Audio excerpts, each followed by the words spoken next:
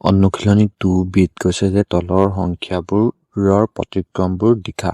এতিয়া প্ৰথমটোত দিছে আমি প্ৰতিক্ৰম মানে জানো যে কোনো এটা ভগ্নাংশৰ ওলোটাটো হ'ব সংখ্যাটোৰ প্ৰতিক্ৰম। এতিয়া 11/7 আছে, তেতিয়াহ'লে 11/7ৰ প্ৰতিক্ৰমটো হ'ব 11/7ৰ ওলোটাটো। মানে এনেকে লিখি ল'ম যে 11/7ৰ প্ৰতিক্ৰমটো হ'ব কিমান 7/11 মানে 11/7ৰ ওলোটাটো। ঠিক একেদৰে 2 নম্বৰটো দেখিবলৈ পাইছোঁ যে এইটো আছে মিশ্ৰ ভগ্নাংশ। ইয়াক আমি অপকেট ভগ্নাংশলৈ নি ল'ম। প্ৰথমতে 9 × 9 9 4 হ'ব 13। এতিয়া মানে 9/13ৰ প্ৰতিক্ৰমটো লিখিব লাগে।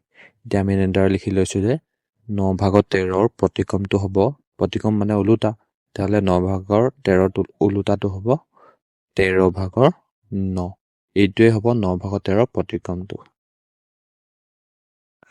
এতিয়া 3 নম্বৰটো আছে 19/1ৰ প্ৰতিক্ৰমটো কি হ'ব? 19/1ৰ ওলোটাটো হ'ব কি হয় 19/1। যদি তলত 1টো থকা হয় তেতিয়াহ'লে অকল আমি 19টো পাতিলে হ'ব, মানে 1টো লুকাই থাকে, মানে 1/19ৰ প্ৰতিক্ৰমটো হ'ব 19।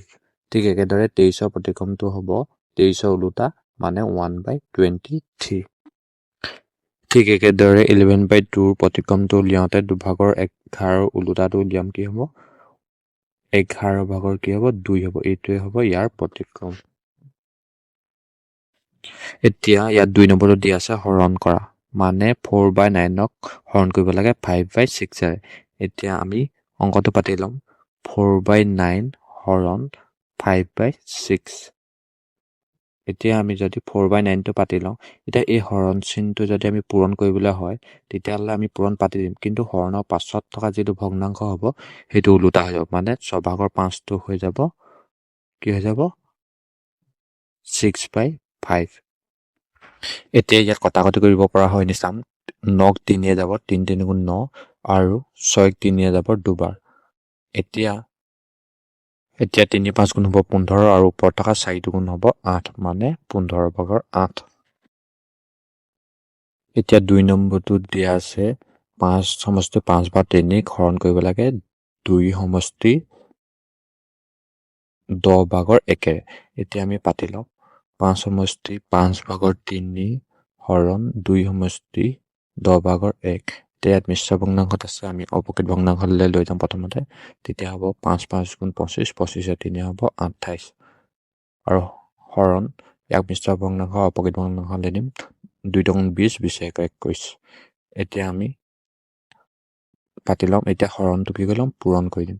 এতিয়া হৰণটো যদি পূৰণ কৰি দিওঁ কি হ'ব, পাছৰ ভগ্নাংশটো কি হৈ যাব ওলোটা হৈ যাব, মানে 21/10 হৈ যাব। এতিয়া 5ে 5ক যাব এবাৰ, 5ে 10ক যাব দুবাৰ। ঠিক একেদৰে 21ক 7ে যাব 3বাৰ আৰু 28ক 7ে যাব 7 4 গুণ 28, মানে 4বাৰ। এতিয়া আমি ওপৰত থকা আৰু তলত থকা পূৰণ কৰিম। তলত আছে 1 3 গুণ 3, ওপৰত আছে 4 2 গুণ হ'ব 8। ইয়াক যদি আমি মিশ্ৰ ভগ্নাংশলৈ নিওঁ তেতিয়া হ'ব 3 2 গুণ 6, 6 2 হ'ব 8। এইটোৱে হ'ব ইয়াৰ উত্তৰ। 3 নম্বৰটো দিয়া আছে 25ক 1 সমষ্টি 3/2ৰে হৰণ কৰিবলৈ। এতিয়া আমি অংকটো পাতি ল'ম।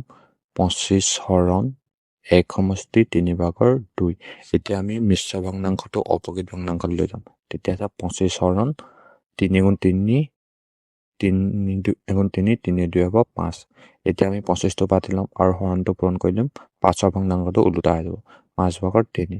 এতিয়া 5ে 5ক যাব এবাৰ, 5ে 25ক যাব 5বাৰ, 5 5 গুণ 25। এতিয়া ওপৰত থাকিলে 5 আৰু 3, 5 3 গুণ হ'ব 15। এইটোৱে হ'ব ইয়াৰ উত্তৰ। 4 নম্বৰটো আছে 2 সমষ্টি 7/3ক হৰণ কৰিব লাগে 17ৰে। এতিয়া পাতি ল'ম। এতিয়া মিশ্ৰ ভগ্নাংশৰ পৰা অপকেট ভগ্নাংশলৈ লৈ নিব লাগিব আমি। প্ৰথমতে অংকটো পাতি ল'ম। এতিয়া অপকেট ভগ্নাংশলৈ নিম। 7 2 গুণ 14, 14 3 হ'ব 17 আৰু হৰণটো যদি আমি পূৰণ কৰি দিওঁ তেতিয়া 17টো উল্টা কৰিলে হ'ব 17/1। এতিয়া আমি 17 কটাকটি কৰিব পাৰিম তলতো আৰু ওপৰতে, আৰু এতিয়া ওপৰত থাকিলে 1 আৰু তলত থাকিলে 7। এইটোৱে হ'ব ইয়াৰ উত্তৰ। 5 নম্বৰটো আছে 11 সমষ্টি 3 ভাগৰ 1 হৰণ কৰিব লাগে 2 ভাগৰ 3। এতিয়া পাতি ল'ম 11 সমষ্টি 3 ভাগৰ 1 হৰণ 2 ভাগৰ 3। এতিয়া আমি মিশ্ৰ ভগ্নাংশৰ পৰা অপকৃত ভগ্নাংশলৈ লৈ যাম।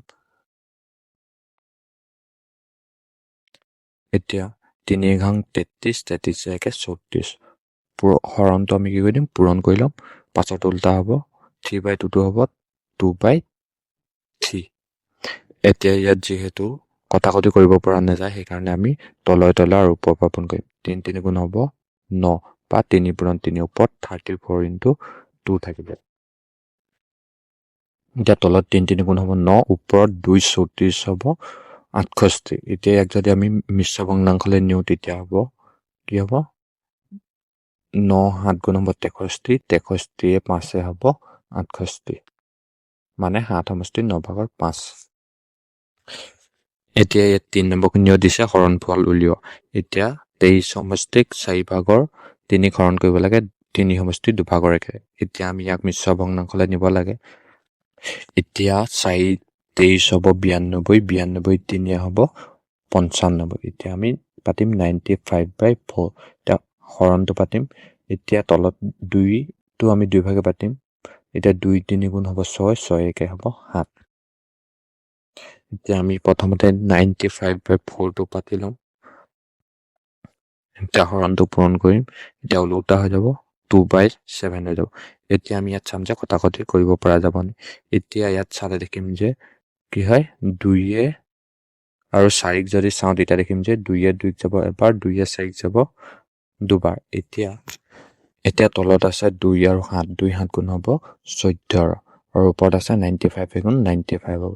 ইয়াক যদি আমি মিশ্ৰ ভগ্নাংশলৈ নিওঁ তেতিয়া হ'ব 14 6 গুণ হ'ব 84 মানে 14 6 গুণ হ'ব 84 আৰু 84 লগত যদি আমি 11 যোগ কৰোঁ তেতিয়া হ'ব 95 মানে উত্তৰটো 6 সমষ্টি 14 ভাগৰ 11। 2 নম্বৰটো দিয়া আছে 63 হৰণ কৰিব লাগে 1 সমষ্টি 11 ভাগৰ 3। এতিয়া পাতি ল'ম 63 হৰণ। এতিয়া ইয়াক আমি অপকৃত ভগ্নাংশলৈ লৈ যাম। 11 1 গুণ হ'ব 11 11 3 হ'ব 14। এতিয়া আমি 63 পাতিম হৰণটো কৰি দিম পূৰণ এইটো ওলোটা কৰিব এতিয়া 14 ভাগৰ 11। এতিয়া আমি ইয়াৰ পূৰণ ফলবোৰ আমি পাতি ল'ম কেনেদৰে পূৰণ কৰিম। এতিয়া তলত থাকিব 14 আৰু ওপৰত 63 × 11 তলতো হ'ব 14। এতিয়া আমি কটাকটি কৰিব পৰা হয়নি চাম। 14 7 যাব দুবাৰ আৰু 63 7 যাব 7 9 গুণ 63 মানে 9 বাৰ। এতিয়া 9 ঘাং হ'ব 99 আৰু তলত থাকিব 2। ইয়াক আমি অপকৃত ভগ্নাংশলৈ নিম তেতিয়া হ'ব কি হ'ব 2 4 গুণ 8 2 9 গুণ 18 18 1 19 হ'ব মানে 49 সমষ্টি 2 ভাগৰ 1। 3 নম্বৰটো আছে 5 সমষ্টি 6 ভাগৰ 1 হৰণ কৰিব লাগে 9 ভাগৰ 2। এতিয়া আমি ইয়াক অপকৃত ভগ্নাংশলৈ নিম 5 6 গুণ হ'ব 30 30 1 31 হৰণটো আমি কৰি ল'ম। এতিয়া পূৰণ এতিয়া এইটো তাৰপাছত হ'ব ওলোটা 9 ভাগৰ 2। এতিয়া 2 2ক যাব এবাৰ 2 6ক যাব 3 বাৰ। এতিয়া আৰু কটাকটি কৰিব পৰা নাযাব সেইকাৰণে আমি পূৰণ কৰিম। 31 গুণ হ'ব 31 3 9 গুণ হ'ব 27। মিশ্ৰ ভগ্নাংশত নিলে হ'ব কি হ'ব 27 গুণ 27 27 4 হ'ব 31 মানে 1 সমষ্টি 27 ভাগৰ 4। 4 নম্বৰটো 2 সমষ্টি 3 ভাগৰ 1 হৰণ কৰিব লাগে 2 সমষ্টি 4 ভাগৰ 1। এতিয়া আমি ইয়াক আমি অপকৃত ভগ্নাংশলৈ দিম 3 2 গুণ 6 6 1 হ'ব 7। এতিয়া হৰণ পাতিম। এতিয়া 4 2 গুণ 8 8 1 হ'ব 9। এতিয়া আমি 7/3 পাতিম হৰণটো পূৰণ কৰিম আৰু এতিয়া উল্টাকে পাতিম তেতিয়া হ'ব 9 ভাগৰ 4 হ'ব 9 ভাগৰ 4। এতিয়া ইয়াত কটাকটি কৰিব পৰা হয়নি চাম। যিহেতু কটাকটি কৰিব নোৱাৰে তেতিয়া আমি পূৰণ কৰি দিম। কি হ'ব 4 7 গুণ বা 7 4 গুণ হ'ব 28 আৰু 3 7 গুণ 3 9 গুণ হ'ব 27। এতিয়া ইয়াক যদি আমি মিশ্ৰ ভগ্নাংশলৈ নিওঁ তেতিয়া হ'ব 27 গুণ 27 27 1 28 মানে 1 সমষ্টি 27 ভাগৰ 1।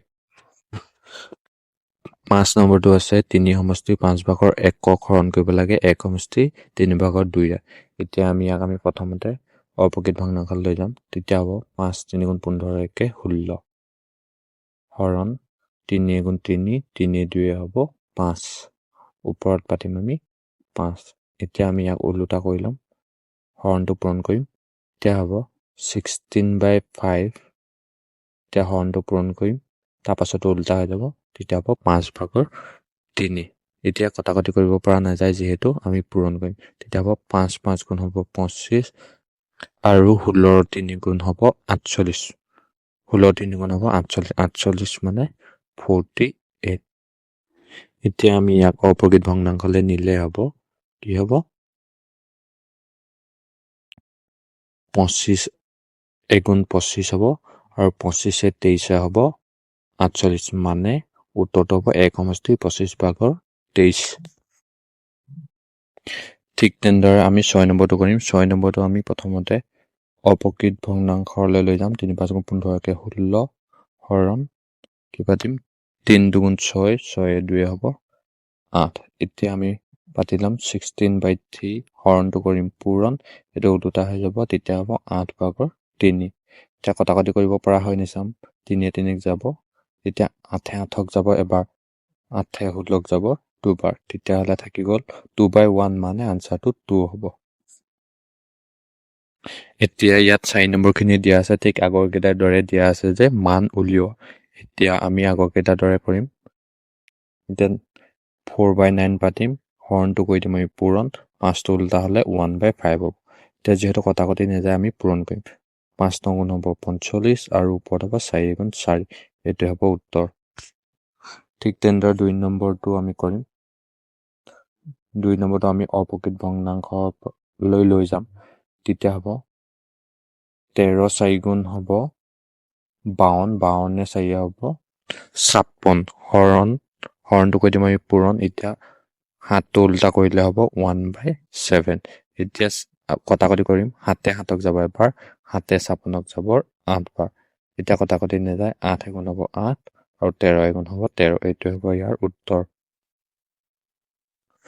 একেদৰে 3 নম্বৰটো দিয়া আছে 4 সমষ্টি 3 ভাগৰ 1ক হৰণ কৰিবলৈ 3 এতিয়া আমি ইয়াক অপ্ৰকৃত ভগ্নাংশৰ পৰা আমি মিশ্ৰ ভগ্নাংশলৈ নিম তেতিয়া 3 4 গুণ 12 একে 13 হৰণটো কৰি দিম পূৰণ ওলোটা কৰিলে হ'ব 3টো 1/3 এতিয়া কটাকটি নাযায় পূৰণ কৰিম কি হ'ব 3 3 গুণ হ'ব 9 আৰু 13 গুণ হ'ব 13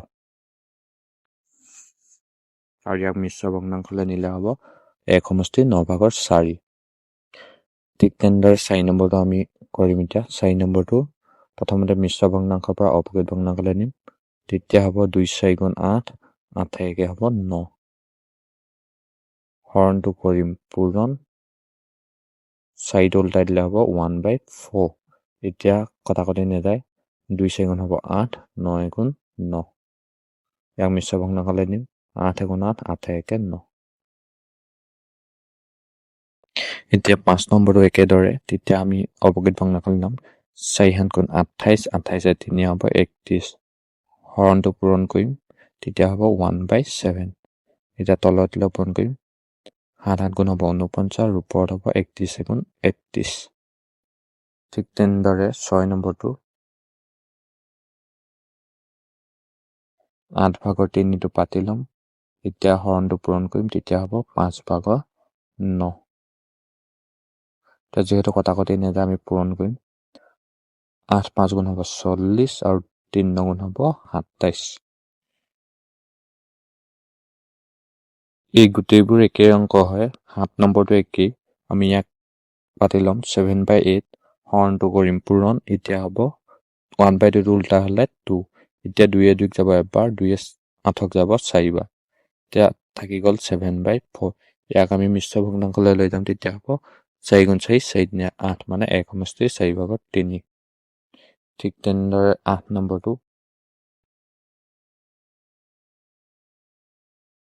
অপ্ৰকৃত ভগ্নাংশলৈ নিলে হ'ব 4 6 গুণ 24 24 একে হ'ব 25 হৰণ এতিয়া হ'ব 13 গুণ 13 13 2 হ'ব 15 এতিয়া পাতিম 25/4 হৰণটো কৰিম পূৰণ। এতিয়া উল্টা হৈ যাব, কি হ'ব 15/13। যিহেতু এতিয়া 15ক 5 যাব 3 বাৰ আৰু 25ক 5 যাব 5 বাৰ। এতিয়া আমি পূৰণ কৰিম। এতিয়া 15 13 গুণ হ'ব 65 বা 65 আৰু তলত হ'ব 4 3 গুণ 12। এতিয়া আমি ইয়াক মিশ্ৰ ভগ্নাংশলৈ লৈ যাম। তেতিয়াহ'লে 12 5 গুণ হ'ব 60, 60 5 হ'ব 65, মানে 5 সমষ্টি 12/5। এতিয়া আছে 5 সমষ্টি 7/4 হৰণ কৰিব লাগে, 1 সমষ্টি 10/3। এতিয়া 7 5 গুণ হ'ব 35, 35 4 হ'ব 39 হৰণ। এতিয়া 10 1 গুণ 10, 10 3 হ'ব 13। এতিয়া আমি পাতিম 39/7 যেনেকৈ আছে পাতি ল'ম আৰু হৰণটো পূৰণ কৰি দিম। তেতিয়া হ'ব 13/10। এতিয়া 13 13ক যাব এবাৰ আৰু 13 39ক যাব 3 বাৰ, মানে 3 3 39। এতিয়া তলত হ'ব 7 গুণ 7, ওপৰত আছে 3 10 গুণ 30। ইয়াক আমি লৈ যাম মিশ্ৰ ভগ্নাংশলৈ। 7 4 গুণ হ'ব 28, 28 2 হ'ব 30, মানে 4 সমষ্টি 8/2।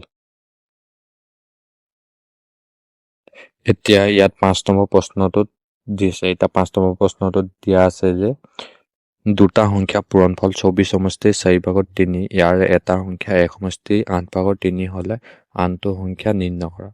এতিয়া আমি অংকটো কৰিবলৈ হ'লে আমি এটা কথা ধৰি ল'ম যে, এতিয়া আমি ধৰি লৈছোঁ যে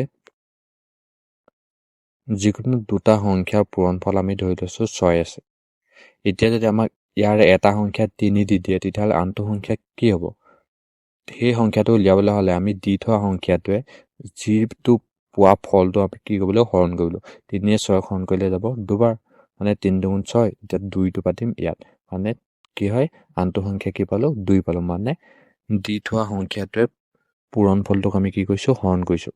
ঠিক একেদৰে আমাৰ প্ৰশ্নটোত কৈছে যে দুটা সংখ্যা পূৰণফল 24 সমষ্টি 4/3 আৰু আমাক ইয়াত এটা সংখ্যা দিয়া আছে, কি দিয়া আছে? 1 সমষ্টি 8/3। এতিয়া ঠিক আগৰটোৰ দৰে আমি যেনেকৈ 3টোৱে 6 হৰণ কৰি 2টো পাইছিলোঁ, এতিয়া আমি কি কৰিব লাগিব? 1 সমষ্টি 8/3 24 সমষ্টি 4/3 হৰণ কৰিলেই আমি কি হয় আনটো সংখ্যানো কি হয় ওলাই পৰিব। ঠিক একেদৰে এইটো নিয়মতে আমি অংকটো কৰিম। এতিয়া আমাক কি কি দিয়া আছে আমি লিখি ল'ম। এতিয়া আমাক দিয়া আছে যে কি দিয়া আছে? দুটা সংখ্যাৰ পূৰণফল দিয়া আছে। এখন আমি লিখি ল'ম যে দিয়া আছে দুটা সংখ্যাৰ পূৰণফল কি আছে? 24 সমষ্টি 4/3 আৰু আমাক দিয়া আছে ইয়াৰে এটা সংখ্যা। এনেকৈ লিখি ল'ম যে ইয়াৰে এটা সংখ্যা কি হ'ব? 1 সমষ্টি 8/3।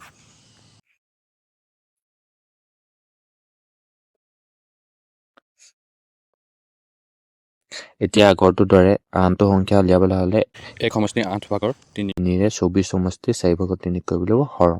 এতিয়া আমি এনেদৰে লিখি ল'ম যে এতেকে আনটো সংখ্যা হ'ব কি কৰিব লাগিব? 24 সমষ্টি 4/3 হৰণ কৰিব লাগিব 1 সমষ্টি 8/3। এতিয়া আমি অংকটো কৰিম। এতিয়া ইয়াক আমি প্ৰথমতে মিশ্ৰ ভগ্নাংশৰ পৰা অপ্ৰকৃত ভগ্নাংশলৈ লৈ যাম। এতিয়া 4 24 হ'ব 96। এতিয়া 96 লগত যদি আমি 3 যোগ কৰোঁ তেতিয়া হ'ব 99 হৰণ পাতিম। এতিয়া 8 1 গুণ হ'ব 8, 8 3 হ'ব 11। এতিয়া আমি 5ডোখৰ কৰিম।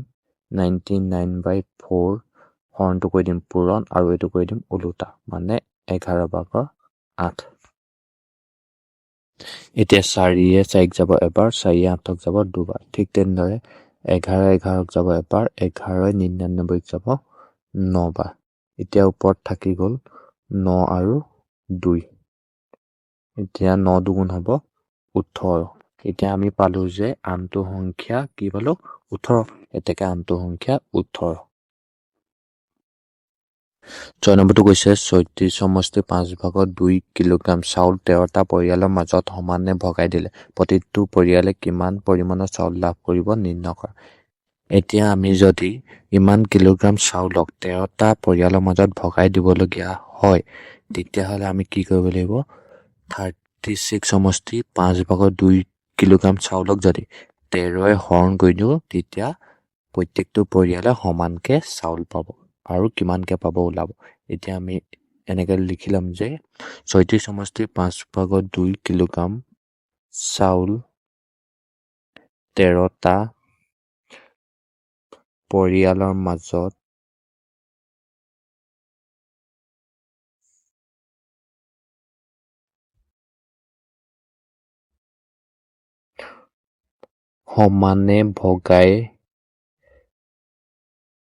সমানে ভগালে কি হ'ব প্ৰতিটো পৰিয়ালে পাব।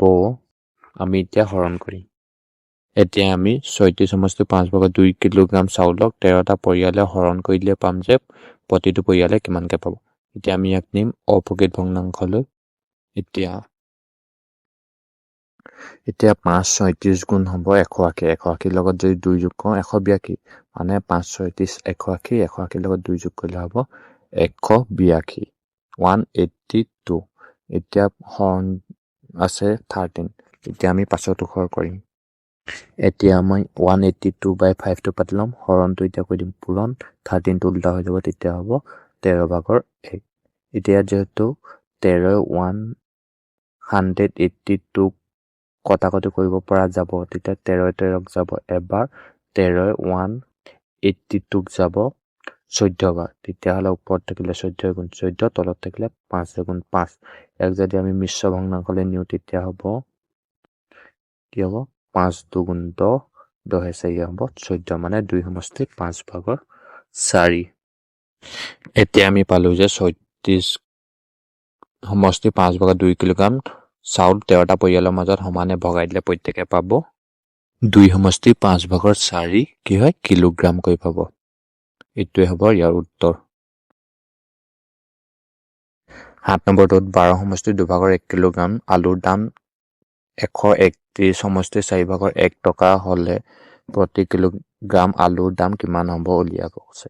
এতিয়া আমি যদি 12 সমষ্টি 2 ভাগৰ 1 কিলোগ্ৰাম আলুৱে 131 সমষ্টি 4 ভাগৰ 1 টকা হৰণ কৰি দিওঁ তেতিয়াহ'লে প্ৰতি কিলোগ্ৰাম আলুৰ দাম কিমান হ'বনো ওলাব।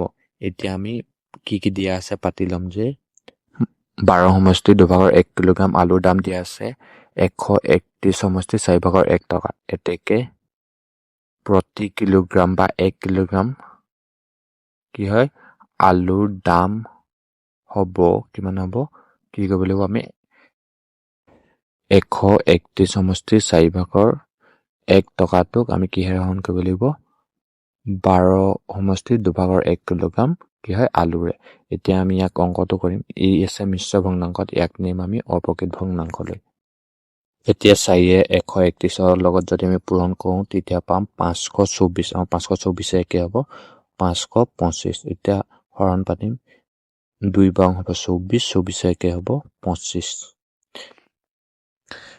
এতিয়া আমি ইয়াক কি কৰিম হৰণটো পূৰণ কৰিম যেনেকৈ আছে পাতি ল'ম হৰণটো কৰি দিম পূৰণ পাছতো উল্টা হৈ যাব মানে 25 ভাগত 2 হৈ যাব। এতিয়া 2য়ে 2ক যাব এবাৰ 2য়ে 4ক যাব কেইবাৰ দুবাৰ। এতিয়া ঠিক একেদৰে 25 এতিয়া 25ক যাব এবাৰ 25 গুণ 25 আৰু 25 525ক যাব 21 বাৰ মানে 25 21 পূৰণ কৰিলে হ'ব 525। এতিয়া ওপৰত থাকিলে 21 গুণ 21 তলত থাকিলে 2। এতিয়া আমি ইয়াক মিশ্ৰ ভগ্নাংশলৈ নিম। এতিয়া ইয়াক মিশ্ৰ ভগ্নাংশলৈ নিলে হ'ব 2 10 গুণ হ'ব 20 20 একে হ'ব 21 মানে 10 সমষ্টি 2 ভাগৰ 1।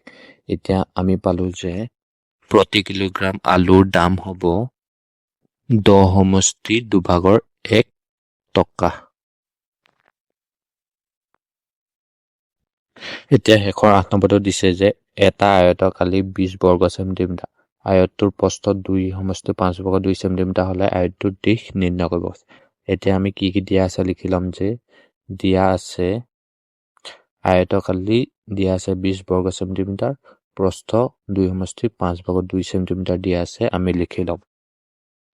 এতিয়া প্ৰস্থটো লিখি লৈছো 2/5/2 সেন্টিমিটাৰ। এতিয়া ইয়াক প্ৰস্থটোক যদি আমি অপ্ৰকৃত ভগ্নাংশলৈ নিওঁ তেতিয়া হ'ব 5 দুগুণ 10, 10 2 হ'ব 12, মানে 5/12 সেন্টিমিটাৰ। এতিয়া আমি আয়তৰ কালি ফৰ্মুলাটো ব্যৱহাৰ কৰি আমি আয়তটো দিশ উলিয়াম। এতিয়া আমি লিখিলাম যে আয়তৰ কালি সমান কি আছে দিশ পূৰণ প্ৰস্থ। এতিয়া আমাক আয়তৰ কালি দিয়া আছিলে কিমান দিছিলে 20 বৰ্গ সেন্টিমিটাৰ, মানে 20 সেন্টিমিটাৰ স্কয়াৰ। ফালে দিশটো দিয়া নাই কাৰণ আমি দিশটো যেনেকৈ আছে তেনেকৈ পাতিম। আৰু প্ৰস্থ দিয়া আছে 5/12 সেন্টিমিটাৰ, 5/12 সেন্টিমিটাৰ। এতিয়া আমি ইফালে দিশটো আমি যেনেদৰে আছে তেনেদৰে থৈ দিম দিশ, আৰু 5/12টো সমান চিহ্ন এফালে নিলে কি হ'ব 20 বৰ্গ সেন্টিমিটাৰ কি কৰিব হৰণ কৰিব। এতিয়া আমি হৰণ চিহ্নডাল প্ৰথমতে পাতি ল'ম। এতিয়া ওপৰত কি কৰিব 20 বৰ্গ সেন্টিমিটাৰটো আৰু তলত বহিব 5/12 সেন্টিমিটাৰ। এতিয়া এই হৰণটোক যদি আমি পূৰণ কৰি দিওঁ তেতিয়াহ'লে ওপৰৰ 20 বৰ্গ সেন্টিমিটাৰটো আমি দুভাগ কৰি দিম, তেতিয়া হ'ব সেন্টিমিটাৰ পূৰণ সেন্টিমিটাৰ। আৰু তলৰ হৰণ কৰি থকা 5/12টো উল্টা হৈ যাব, কি হৈ যাব তেতিয়া হ'ব 5/12 কি হ'ব সেন্টিমিটাৰ। এতিয়া তলত এটা সেন্টিমিটাৰ ওপৰ সেন্টিমিটাৰ কটা কাটি যাব। এতিয়া সেন্টিমিটাৰ থাকিলে এটা, আৰু 12ক যদি 4 যাব 3বাৰ, 20ক 4 যাব 5বাৰ। এতিয়া ওপৰত থাকি গ'ল 5 আৰু 5, 5 5 গুণ হ'ব 25, আৰু তলত থাকি গ'ল 3। এতিয়া সেন্টিমিটাৰটো কাষত পাতি দিছো।